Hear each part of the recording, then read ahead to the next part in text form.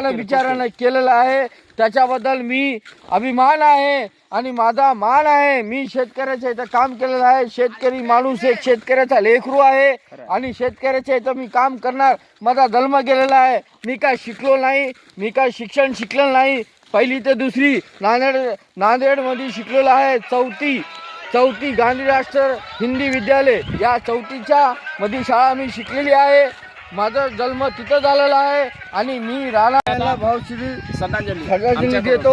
आणि त्या विचारानं खूप चांगलं केलं, सगळ्यासाठी चांगलं केलं. आणि आजूबी आजीदादा मेले म्हणून काय नाही, यानं आजीदादा मेले म्हणून काही नाही.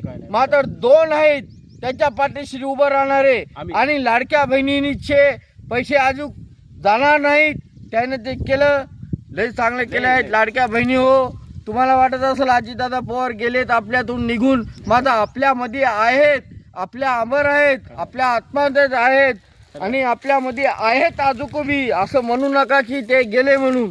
माझा लय चांगले माणूस आहेत. हां, आता शेतकऱ्यासाठी तुम्ही अजितदादा पवारने केले, एकनाथ शिंदे दादाने बी केलेत आणि देवेंद्र फडणवीसने केलेत.